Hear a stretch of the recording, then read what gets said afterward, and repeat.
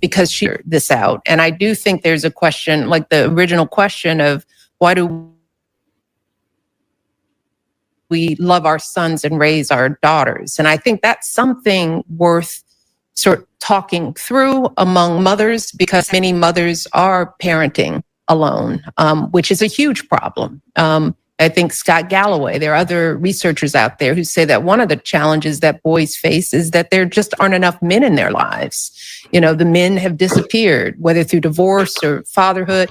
There are small numbers of male teachers in high schools.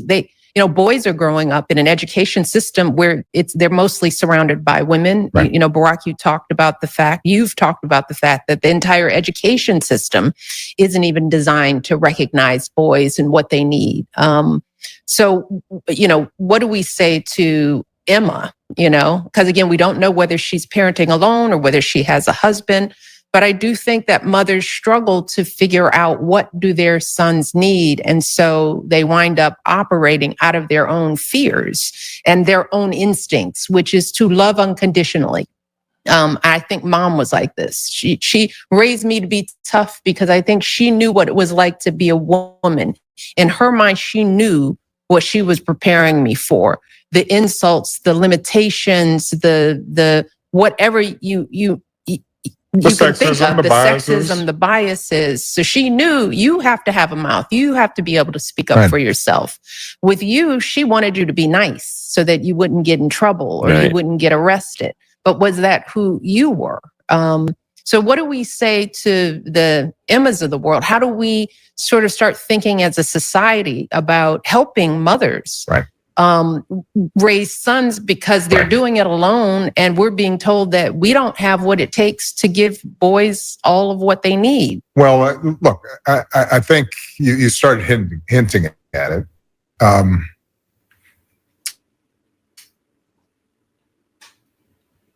As somebody who was raised by a single mom, not perfectly, but unconditional love as a start is the right one. Mm-hmm. I do think, though, thinking about raising boys in the same way you're thinking about raising daughters, which is how do you make them good, responsible people who know how to function and know how to understand themselves well enough that they can navigate this really complicated world, and setting high expectations. So there are a lot of these things that apply to boys and girls. I do think that there are some particular issues with boys that as a society we're not addressing. I do think as a society we have to create more structures for boys and men to have guidance, rituals, frameworks, encouragement, to be able to meet a wide range of role models so that whatever their inclinations, they can see a path to success that isn't just sports or money, making a lot of money. And so that's on all of us together. What I would say to Emma would be, in your community, even if you have a wonderful male partner who's in the house, I think it still would be good to find assets in the community, people in the community, friends in your community, places of worship, community organizations, what have you, where there are a bunch of men. I'm gonna stop it right there. Go ahead. I wanted to hear how he was gonna. Yeah, I was. All right. Because I wanted to hear how he was going to answer her question. I've seen some of this. Well, I've seen some of this. I share some of the parts that I've seen. Yeah. But I don't. All right. Because I wanted to stop it before he even started talking. You should. Because I think jump in. Because one of the problems that I have with Emma and all of the Emma adjacent females, and I don't even know who Emma is. I'm gonna just be clear. I'm not talking about Emma directly, but I am talking about all of the women who are raising sons without a male present and blaming the fact that they're not with the father of their child for why their child doesn't have any men in his life. And one of the things that I can say this coming as a man who's raised 3 boys as a single parent. And, you know, I did have somebody there, but the early stages and now the latter stages, it's been me. They're my biological children and they live with me. It's always your responsibility to make sure that your child has that other energy available and present for them. It doesn't matter. I'm not telling you to be romantic with a man, but if you're a mother with a son, it is a part of your motherly duty to find masculine role models for your son. If you're not doing that, you are failing as a mother. Say what type of role models for your son? Masculine. Okay. You need to find masculine men role models for your son that he can directly engage with and interact with. And that should be one of the things you're thinking about before when we're not even gonna get into family planning because we know that don't happen. But that's what Emma needs to do. It's not enough to say there are no men. That's 100% cap. Now, there might not be any men available to you romantically, but there are plenty of men out there that are willing to provide guidance and judgeship to your child without needing to get in your drawers. And there's somebody that is also willing to do that for children.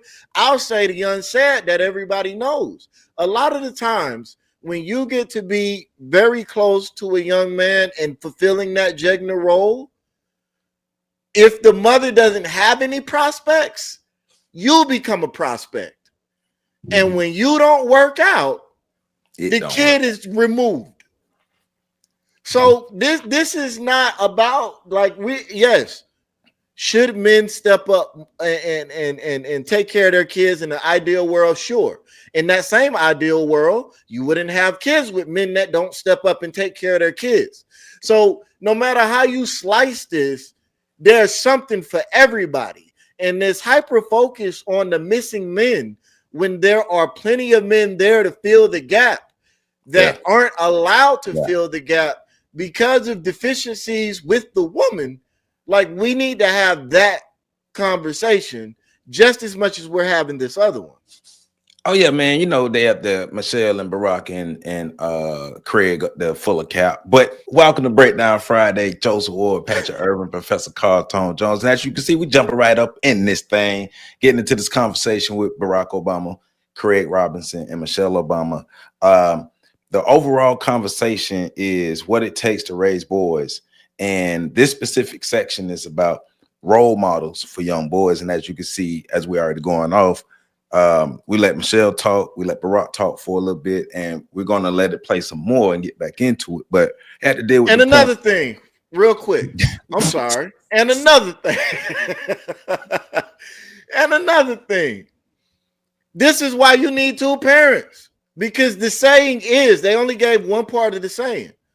Mothers love their sons and raise their daughters. Fathers raise their sons and love their daughters.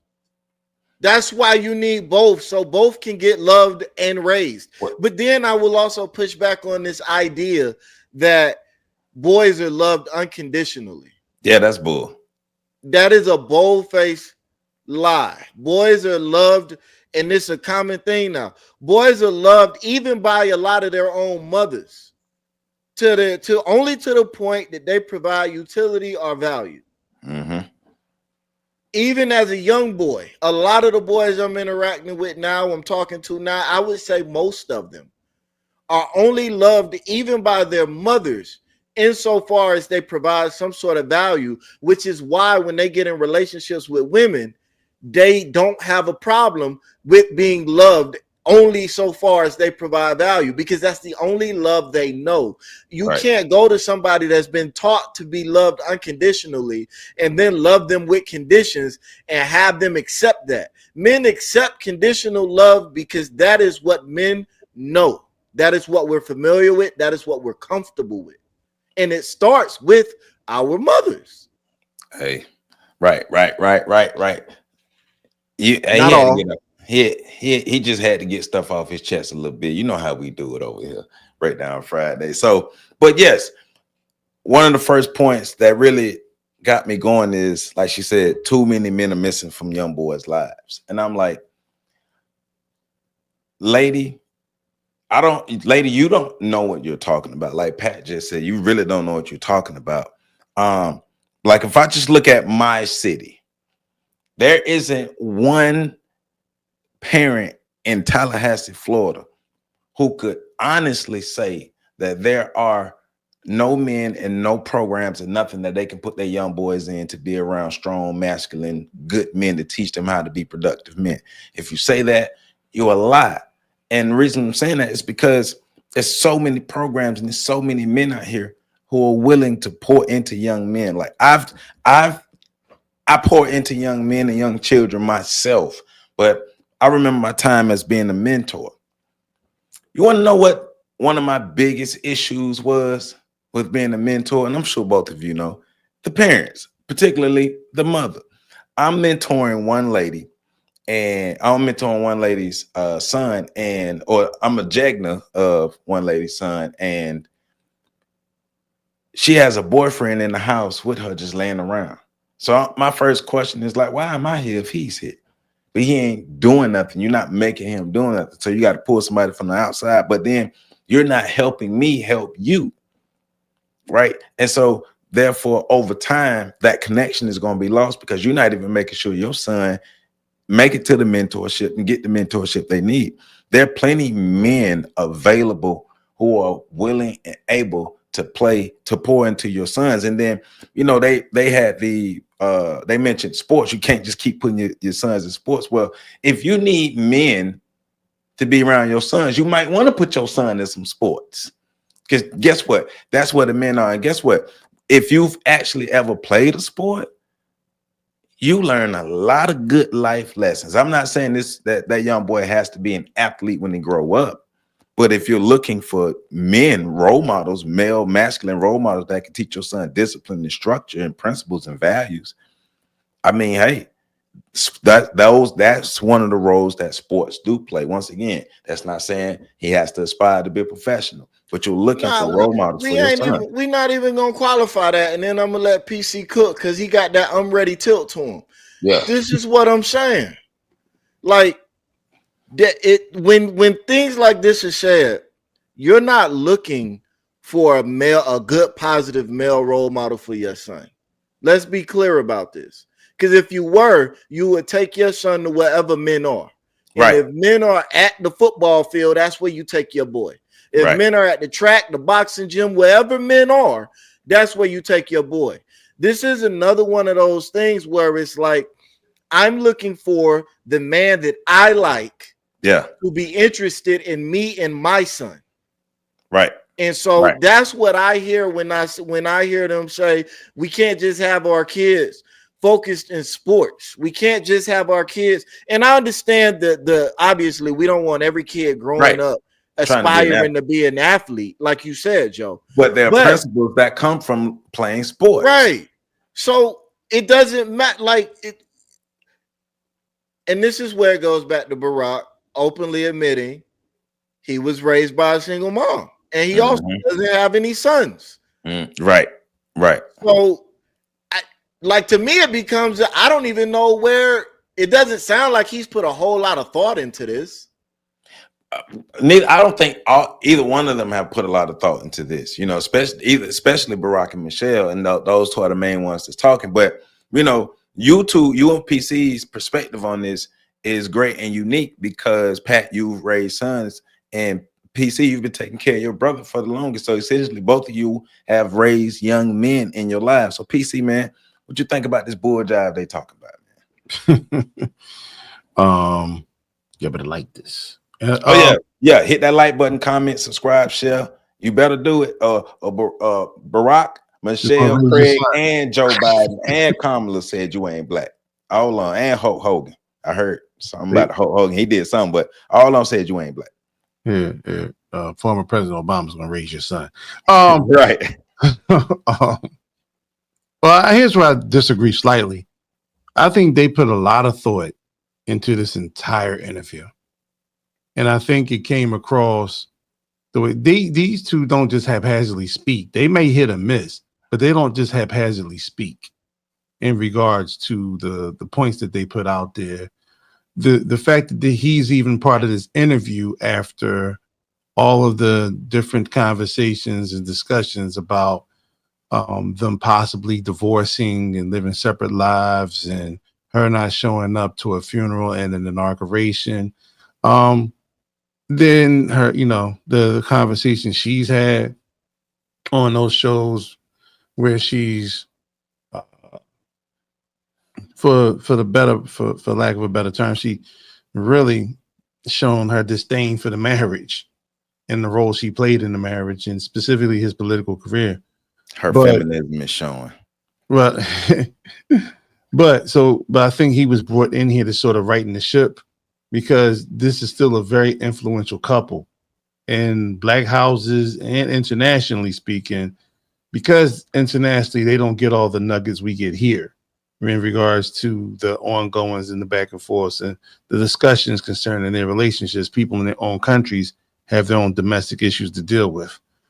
But that being said, I think something you guys brought up really speaks to the need, the understanding that there's not a lack of men. Because when they say there's a lack of men, they're really talking about black men. Let's be clear. But it's still not a lack of black men either. No, I'm just saying this is right. I just want to say that no matter what they say when they talk, even though they don't represent us, they still know what they're talking about.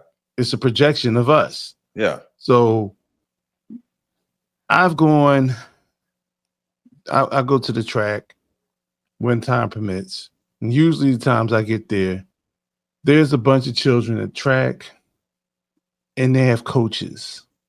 The majority of these coaches are black men, whether it's football, whether they're actually, performing track drills. These men are invested. And see, that's so and these men aren't invested in the parents, the mothers of these children. They're invested in the child. And they become surrogate fathers, surrogate uncles, surrogate big brothers, surrogate jegnas to these young men. Yeah, not just young men, young boys too. Young girls too. These children. These spaces exist. Now, what often happens, and you guys know, you brothers have both been in these spaces, when you start showing interest in the child, typically the mothers start showing some type of inappropriate interest in you. Either they do that or they treat you like a glorified babysitter. And there's no cross. You become a disciplinarian of sorts, because you won't hear if the child is doing good, but you will hear if the young man is doing not so well. Mm-hmm. And it'll be, I need you to talk to my son and straighten him out. Yeah. But it goes back to another point. If you want, you can't bypass certain junctions and expect to get to your destination without missing a few things on the trip. So you can't bypass the need for the family unit. And then once you have a ready-made family put together, absent of the male masculine presence, then all of a sudden want to fit a man into that role. That is no man's responsibility. His responsibility is to the community, not necessarily to be a cleanup guy for bad decisions erroneous decisions, impulsive decisions by the mothers of these children. Now, we have to address the elephant in the room. It is not a majority of Black men. The majority of Black men are single and childless. This is then the other 35% of Black men are married with children. There's somewhere in between 16 and 25%. Because I'll give that some of the men that are married with children also have children from other relationships that are responsible for fathering a lot of these children. And then there's also the 1.2 million more children sired by the women of our community, but not by the men in our community. All those things matter because we have broken, not we, collectively, the community is broken. So the whole notion of it takes a village to raise a child. Well, the village itself is not a village. It has no standards. It has no morality in regards to creating a productive and safe family unit. We mistake some of the things that former President Obama spoke to in terms of what you can raise. You can raise, anybody can raise a responsible adult, a young adult, and show them responsible. You got chores, you clean up after yourself, you get a job, you pay for, you can pay for your boarding, you can pay for your food, you pay for your lodging, you can buy a car. Anybody can teach that. I won't say anybody, but that can be taught to any child.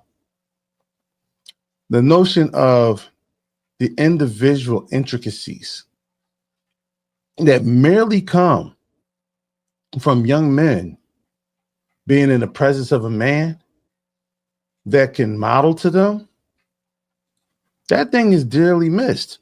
And we've got documentaries going back to the 70s and the 80s where the women are saying we don't need the men to raise the children. Mm-hmm. This is not fabric. These are actual matters of fact. I mean, you make a great point because they're trying to start on step 10 versus step 1. Like they're talking about, because you're talking about single, like the large number of single mother households. So we know you're talking about Black people, right? So as Pat said earlier, as you're talking about now, family planning or the nuclear family is not something that the Black community as a whole embraces or even cares about anymore. So babies are literally being made all willy-nilly within our community.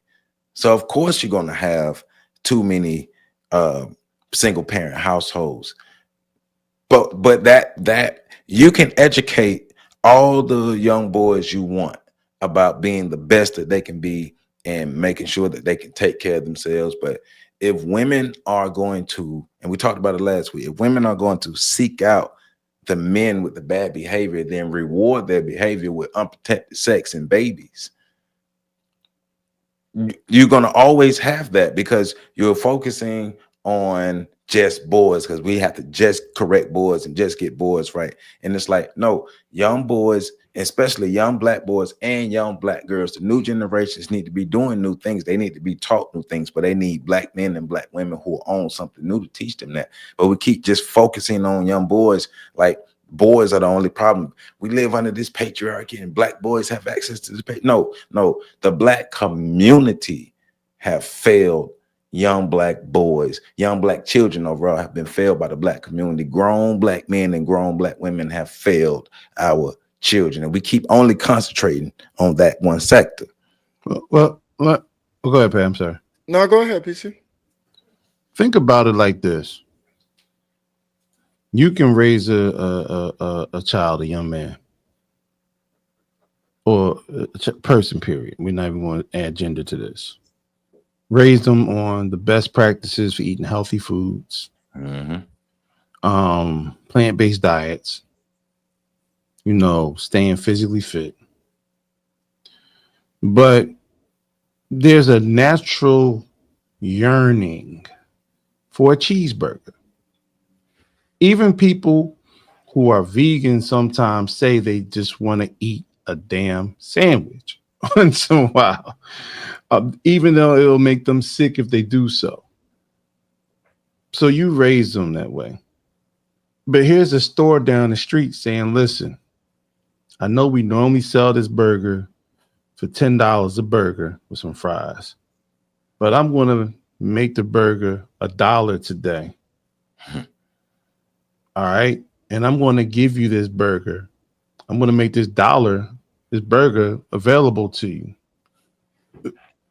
And then I'm going to incentivize you. I'm going to let you have samples. I'm going to feed you samples. I'm going to get you you're going to crave this because I'm going to give it to you in small bites until this is what you choose. This is what you want. This eventually, no matter how much you try to be the model, the role model in the home, if soon as he goes outside, he has access to that cheeseburger, and cheeseburgers are the thing he craves. Like he has a genetic need to eat meat. Unless you lock that young man up or that young person up, they will eventually get the cheeseburger. If we keep putting pressure on the males to keep saying, listen, brothers, you need to get these young men in order. You need to let them know this certain way. We can do it all we want. We've talked about penis discipline for how long? But if the genetic incentive is specifically at a specific age in their lives, is a driving force, which is the driving force to procreate. And we're telling but we're saying don't police the other part. Don't police the other gender. Allow the other gender to live free. Allow the other gender to do whatever. Once you start having that cross-pollination, and then specifically, if it's a guy that's desired, we can't stop him from getting something he's been incentivized to get. Right. So, and I say that in just because I don't believe anybody should operate a certain way, but I'm just being real about the fact that you can talk to these guys until they're blue in the face. The thing that incentivizes them is the things you're trying to ward them against. We don't have any spells that powerful. Well, the thing is, and I know you want to play, Joe, and it's going to be my last time before you play it again. But even with the notion, I want to push back a little bit on the notion that women can't raise men. I do like, and we see this with what the Southern women did, the Daughters of the Confederacy. We see this in other cultures. Women can raise men. Now, will some of the nuances that they would get from being from being in the tutelage of a man, will those nuances be missing? Yes, but they can largely figure that out once they become men and get around other men. But women can raise a closer approximation of a man than what we're doing in the Black community. The problem is not that Black women can't do it, is that Black women won't get out of the way enough to allow it to happen. Because at some point in the life cycle of a developing boy that is turning into a man, a woman has to get out of the way and let that boy become a man. Mm-hmm. And that is one of the most difficult things. And I see this with mothers all the time interacting with their sons. The most difficult thing for a mother of a teenage boy to do is to get out of the way and let that teenage boy become a man. Stop babying him. Stop treating him like a child. Stop trying to protect him. Stop trying to influence him. Stop trying to get him to maneuver the way you want him to maneuver. Stop telling him what he is going to do and what he ain't going to do. Stop doing all of that stuff that was acceptable when he was 7, 8, 9, 10 years old, and realize that this is a 16, 17, 18-year-old grown man. Once he gets 18, 19, 20, you even see them doing this to some men 20, 21, 22, where they're arguing with college coaches. I've heard of women calling up the military bases to talk to military instructors, TIs, about their sons that are in the military, and they are proud of this. You still hear women nowadays talking about, and I do it for mine. Right. That's why your son's a bitch. That's why your son is not a man. And that fact is not going to be solved by having a man in the equation. This is why we have so many men in homes still failing to produce sons, because we have a lot of women raising sons who don't know how to be in the presence of a man, period. To me, that is one of the realer core issues we have. It's not that there isn't a man present, it's that the woman that is present doesn't know how to exist in the presence of a man. Well, they talked about mothers operating out of fear when it comes to raising their sons, and I agree with that 100%. Like, get out of the way, let that boy be. Like I had to have that talk with my mom. Hey, you can't protect me from this world. You scared of this world. You can't protect you from this world. How you gonna protect me? And I understand the generational trauma that Black women have, but they have to understand that you can't protect like you said, you're making these boys soft, trying to protect them from something that you can't protect yourself from. So, but let's let Barack talk that BS some more. Who can be sort of elders to boys. Mm-hmm. And so they're not just looking at one particular role model, but many. And you know, one of the things when Michelle and I first started dating and I'd go over to your guys' house, one of the things I loved was just, you know, seeing all your uncles and your cousins. And there were a bunch of different kinds of men. Mm-hmm. You know, there were men that were kind of soft-spoken, and then there were men that were loud, and there were men who were engineers, and then there were men who were police officers, or they drove, you know, a jitney cab. Yeah. Right. And that's one of the things that I think a lot of times boys need is not just exposure to one guy. Mm-hmm. One dad. No matter how good the dad is. He can't be everything. But he act like he's saying something revolutionary. Nobody would ever argue that young boys don't need a village of men. But what he about to get to is the bull part of it. Why she's I'm sorry, Pat. Go ahead. Because I'm with you. Why is she coaching him? 2, why is he phrasing it like that?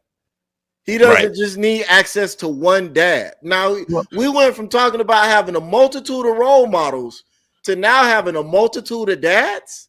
Well, he didn't say the one dad. He said one man. She said one dad. Right. And he repeated what she said. Coaching. Yeah. So no, you don't need that. You need one dad. You do need a multitude of male role models. But here's the thing, like you said, Joe, that's not revolutionary. Like, everybody need multiple role models.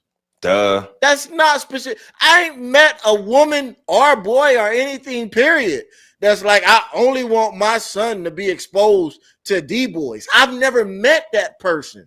So the statement is totally unneeded. I mean, if we're gonna continue to repeat, it takes a village. Duh. But nah, Joe, because apparently everybody in the village do the same thing, so they need to be exposed to other villages. Like, what are you talking about? But also, it's well. Let's let them keep talking.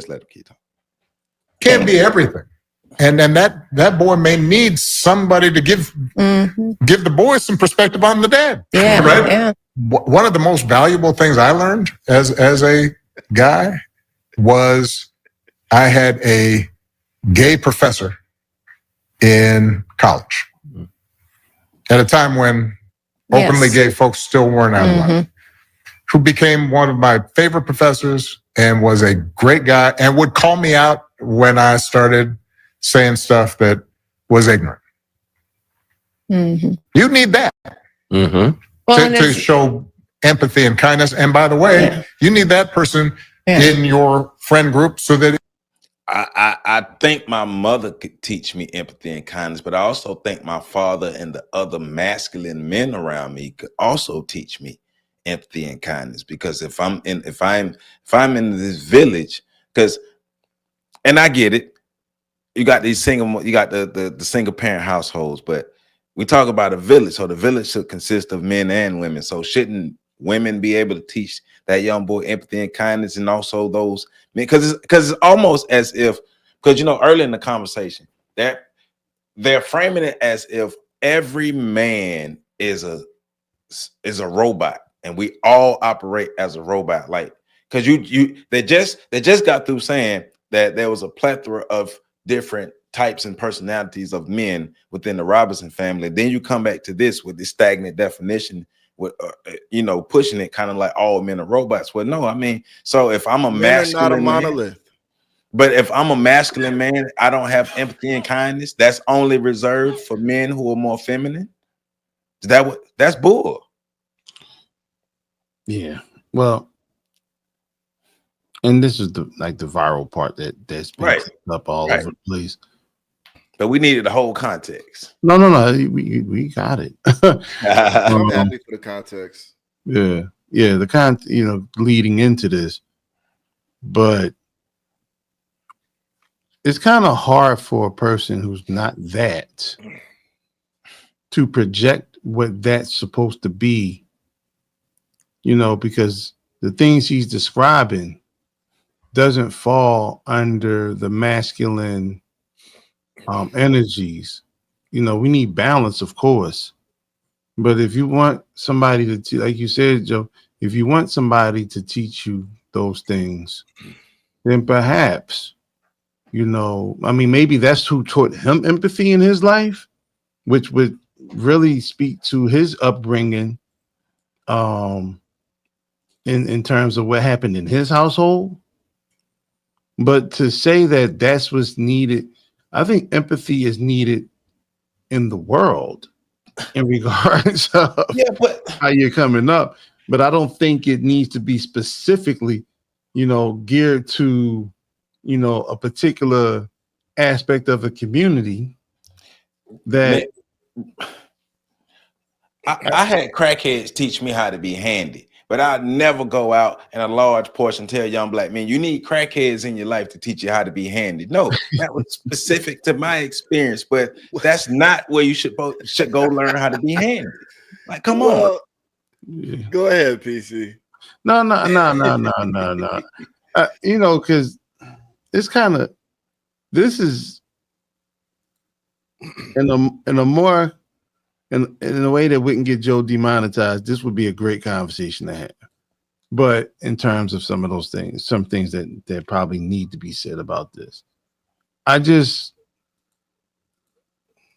have an issue with this being projected, because, like we said, when the Obamas talk, no matter what happens, the majority of the people they're talking to or projecting to are black people. Right. So why is this the consistent message projected towards black people and specifically black boys? I tell you why. Masculinity, specifically black masculinity, is not good enough. It's under attack, and they want to be able to shift it and change it to make men softer and more women-like. Well, so let me play devil's advocate for a second. Maybe he wasn't saying you need a gay man. You just need a man that can teach you, that can call you out on your bull and teach you empathy. But for him, that man just so happened to be gay. Would that change things if we looked at it through that lens? But the idea is, so that's out of all the men you ever met in your life, that's the only man who displayed or could teach empathy and now we gotta think about his life though. That might be true for him. Yeah, I mean, but once again, going back to my example. So should I go around encouraging young boys to go seek out crackheads for handy Well, no, skills? no, Joe, that's not what I'm The saying. answer is no, right? No, that's not what I'm saying. I'm saying if you, Joe, were saying I had a man teach me how to be handy, he was a crackhead, but you need somebody to teach you how to be handy. You wouldn't necessarily be telling people to go find a crackhead, but you would tell people to go find somebody that teach you to be handy. But I don't have to tell them that the person who taught me was a crackhead. I could just say, hey, men taught me how to be handy. Go find handy men to teach you how to be handy. Well, and that's why I asked the question. If we looked at it through that lens and tried to operate as if Obama is black and we're going to give him a good faith view of what he's saying, does it? Now I get it and I understand it and I agree with it. Why bring up the gayness at all? Like a man taught you, called you on your bull and taught you how to be empathetic and show kindness. Why did you need him to be gay? Like, why did that need to be a part of the story? But I'm just asking, does that view change the conversation? Not for me. Well, I'm gonna tell it slightly. If only, but only if that's what he said. Now, adding the other part changes the whole dynamic because it gives the impression that only gay men can teach empathy and sympathy to young males. And I don't think that's true at all. I think we've all had moments in our lives where we've taught empathy and, empathetic and sympathetic concepts to young males, to young boys. In fact, that's sort of like the role we sort of play in the balance, because a lot of the situations, the households that these young boys come from, they don't get that because their whole concept around universal love, we all know that's not true. And so they don't get that. A lot of times they come up in harsh environments that show them no empathy whatsoever, and which leads to what was a critical factor in terms of how then they see their relationships with the opposite sex, and they have no empathy for the women they come in contact with. And I'm talking about the heterosexual males that they come in contact with, because they never received that same care from that particular parent. There's a way to have this conversation, and have this conversation in a way where we can say that the village is needed.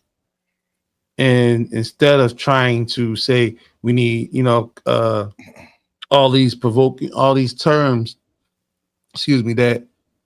that allege certain things. So when you say they need two dads, well, two dads, that's a homosexual parenting relationship. Then you say, then right behind that, you follow that up with, well, I believe all boys need a guy like my professor who happened to be gay, who held me accountable. Well, I think all people need to be around people that hold them accountable. Period. It don't right. So if they happen to be gay, that's like a sort of subset. That's not the headline. That shouldn't be the headline, because I don't want it to come off as if we're attacking the man just because of his chosen sexuality. No.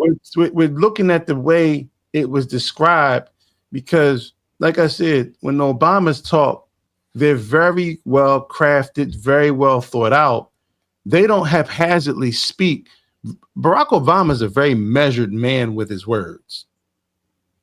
So when they speak, they sort of want to interject certain things into the conversations, and it has ripple effect. Look, we're talking about it right now. Imagine how many other people are saying who don't have the chutzpah to challenge it, but are saying, you know what? Imagine how many women in single parent households right now who were part of the 92% are looking at this saying that sounds like a good idea. Like the same group that that grew up dating their entire lives, and then Steve Harvey comes out with a book, Act Like a Lady, Think Like a Man. And next thing you know, everybody's adopting these same core principles that he just described in the book.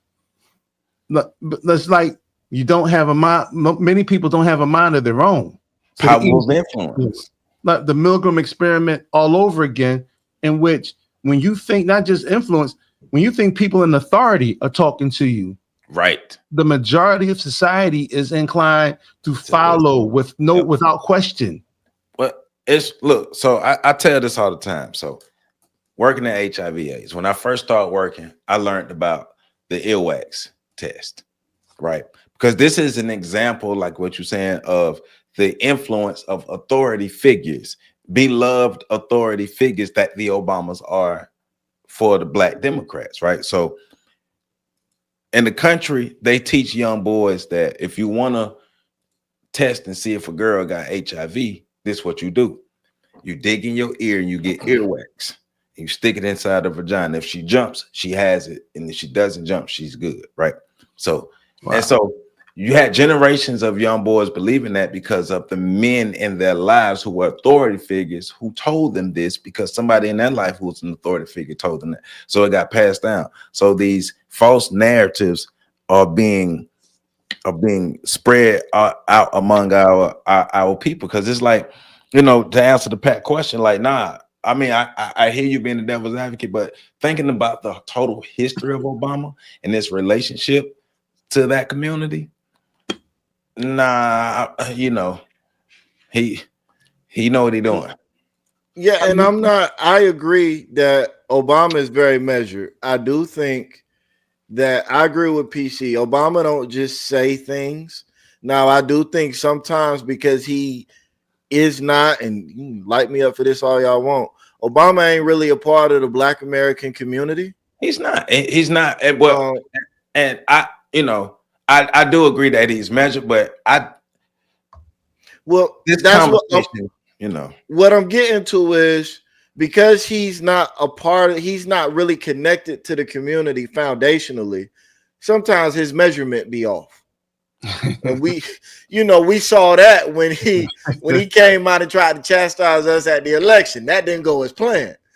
So, you know, I think in a lot of cases, you know, he measuring things, like his ruler is his wife. Like, and I've been saying it for years. His wife and Craig.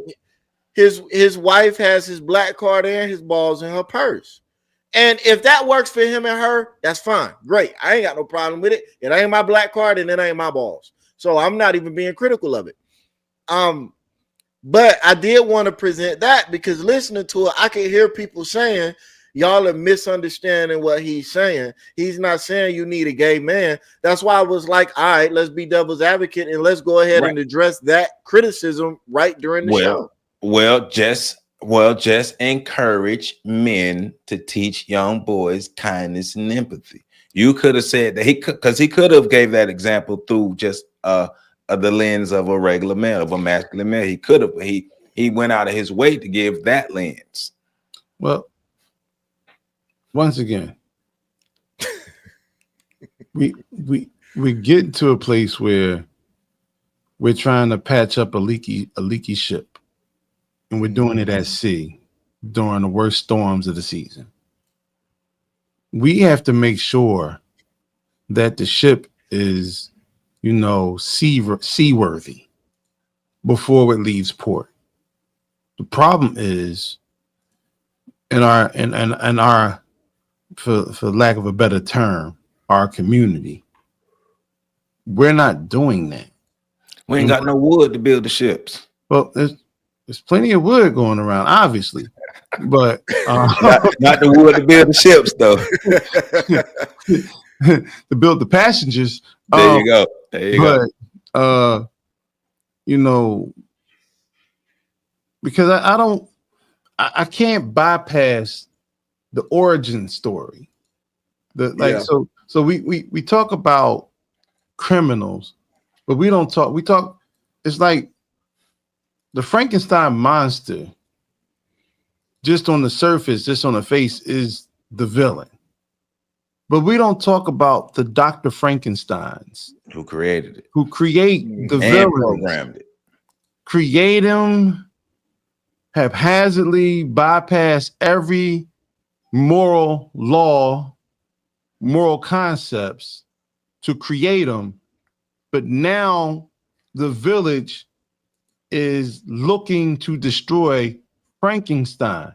But if nobody is breaking the mold that creates Frankenstein, the Frankenstein monsters, then we're going to consistently be in this. And we've faced this generational curse for decades now. Black people were the most married family going into 1956.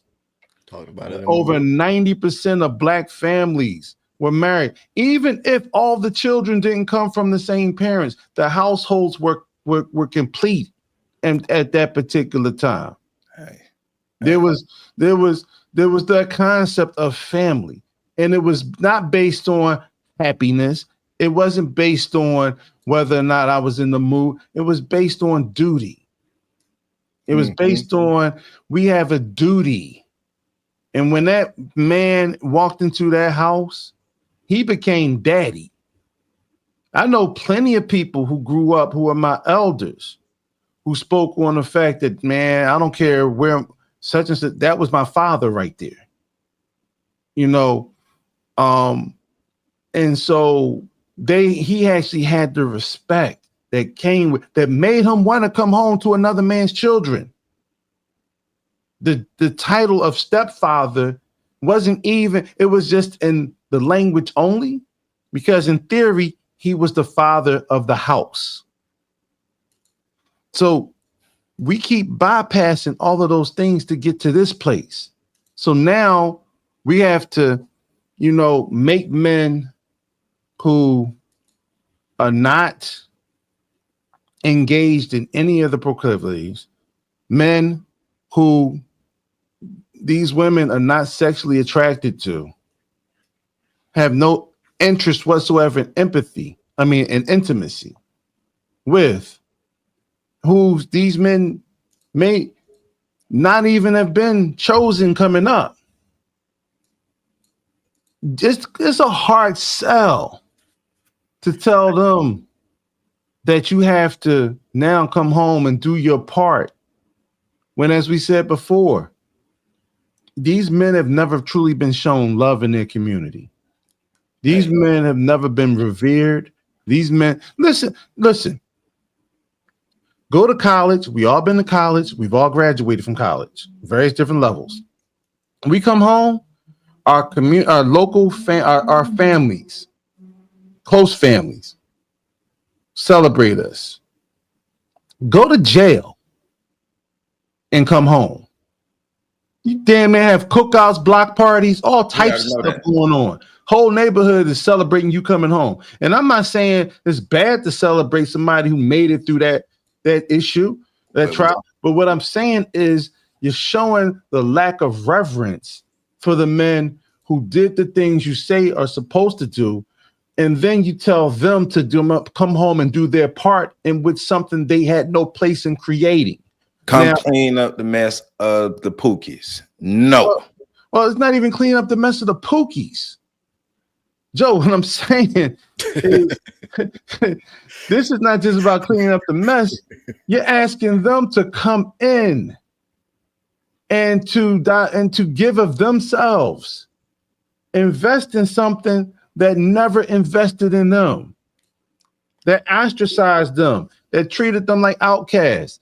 I see these guys every day. I work with these guys. These guys are my students. These guys were my students. But these guys aren't even given a second thought. But they're not just, it's not just an ask.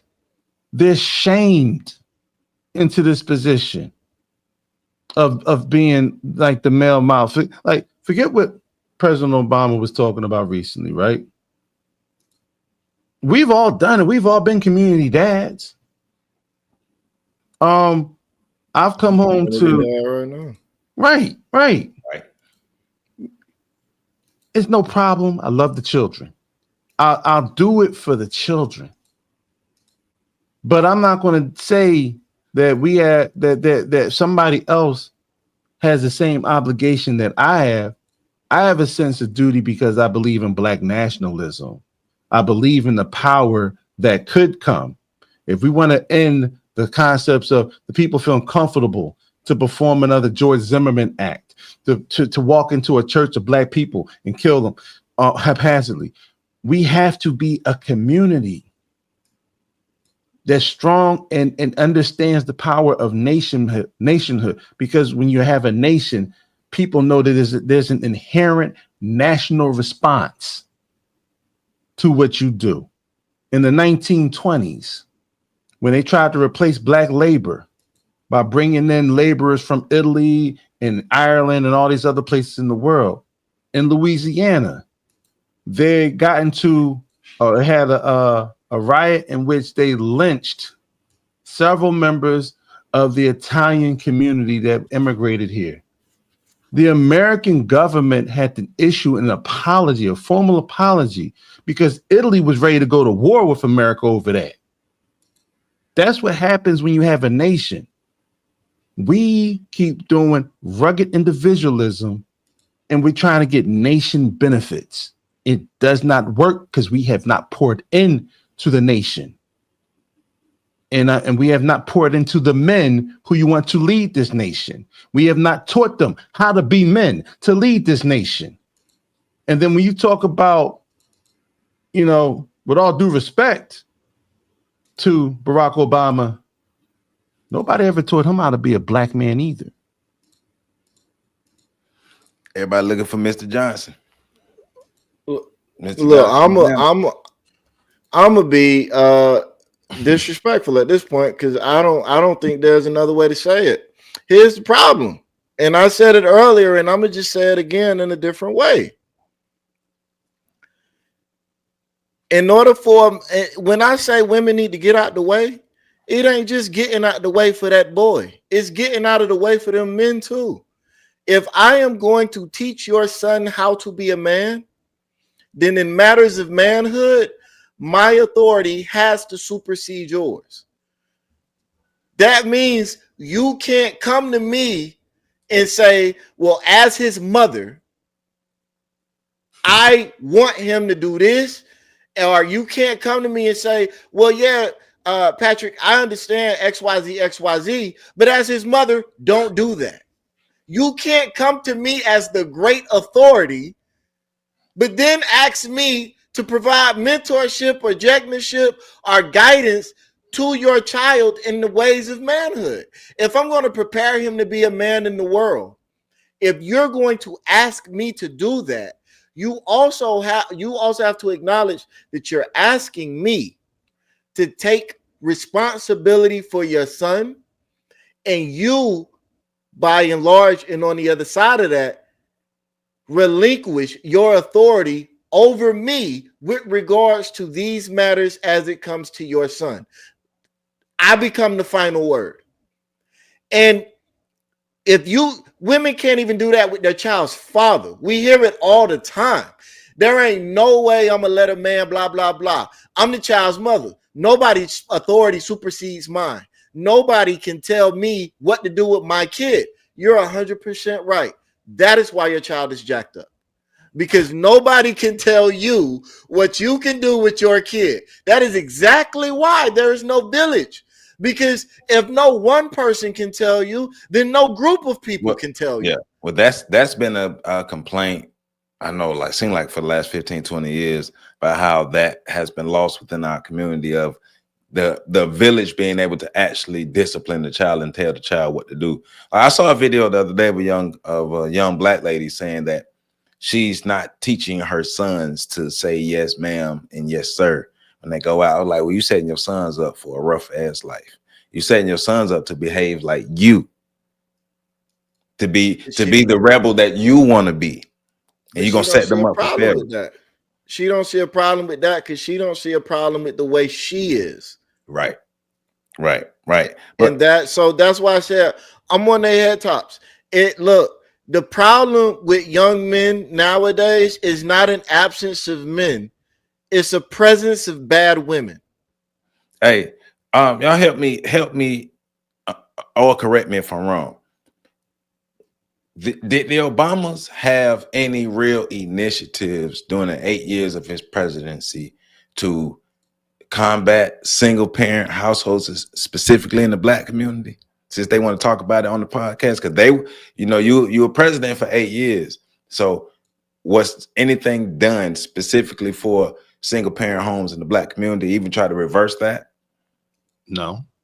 Outside of, I guess they would say the My Brother's Keeper initiative that was shot down by the sisterhood. I mean, it got initiated. It just didn't do nothing or go nowhere.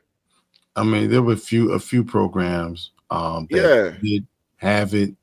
It did go into effect, but it was quickly shut down, and it was sort of like he was in the lame duck years of his presidency. The lame duck time. I think it might have been toward the end of his presidency. But to address the whole notion of the single parent households, that wasn't the focus of the Obama administration. It wasn't. The Obama administration openly stated that they were focused more so on creating, as Barack Obama has been quoted as saying, he was the first LGBTQ president. So why waste our times at this table? This the fake red table talk, because you're wasting our time now, because you had a chance to do something and you ain't do nothing. That wasn't your focus. Well, because they Black now and they building the legacy, and like PC was hinting at, there's also a greater plan at work. I do believe that. Yeah. Well, when asked about whether or not he had any initiatives for the Black community, he often stated he wasn't the president of Black America. He was the United States of America. I saw that with my own eyes. So, in essence, what's happening now is sort of like repositioning to foster relevance, and so their relevance, their base is the Black community. The liberal thinking, liberal moving Black community is the base. Keyword liberal. Yeah. So this is why they've juxtaposed and become blacker since the end of his administration back in 2016, was it? Yeah. So there's no longer a need to dance around the concepts of the issues, even though there's still a lot of dancing. Yeah, because I mean, it's funny now that this is a focus, but when you had a chance to do something about it, it wasn't a focus. But because they want to be Black now. I got you. Yeah. So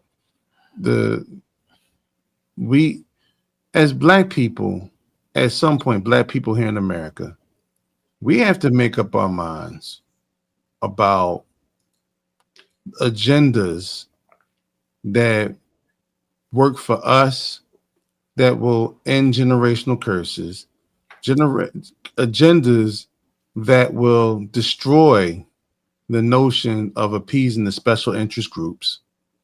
And that typically only comes when you have a concentrated effort, aka a concentrated think tank, and resources behind it. But if it doesn't really benefit the rest of America for Black people to get their shit together, then every time you find a way to sort of pull or angle the Black community into a moral and righteous cause or direction, there's always going to be a sexy red that comes out. There's always going to be a new drill rapper that comes out. There's always going to be a new focus. I'll never forget every single time specifically after the assassination, the murder of Trayvon Martin, every single time Black people seem to be on the court TMZ would come out with a damn video of somebody getting their ass kicked in the elevator. Then there would be some other type of distraction.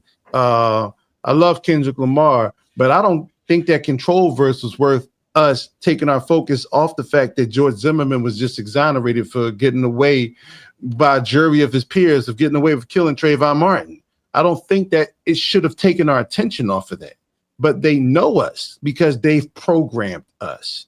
And so they understand which buttons to push to make us move and operate a certain way.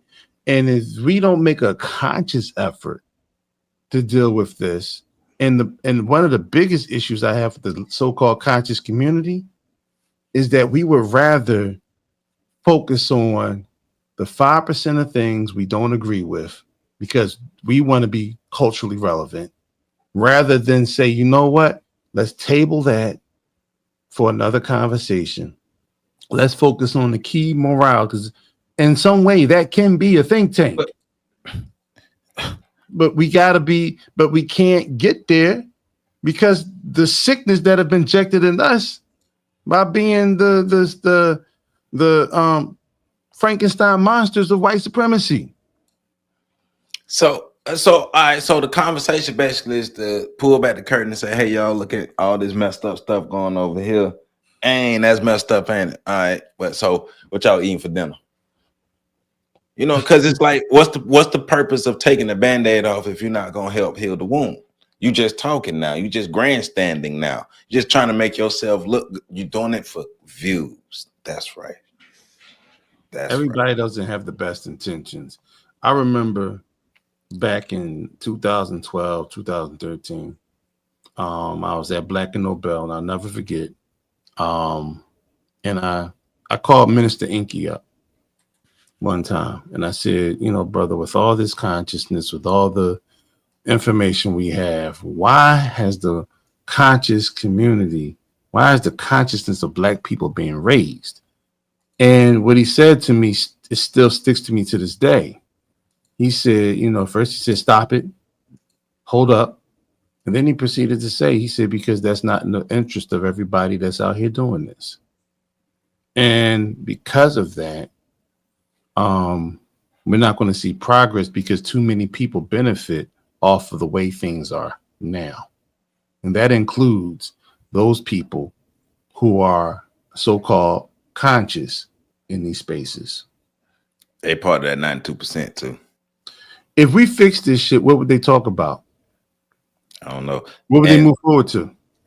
And that and the Barack Obama video is the highest viewed video on the channel. Of course. Yeah. But you know, of course, we already know masculinity is under attack. Black masculinity, particularly, is under attack. But it's why not? They pushing it. Why not push it? That's what they can. It's the liberals. It's the stuff. But you know, like you're talking about that conscious, the so-called conscious community. Like I said, it's a part of that 92%. A lot of them.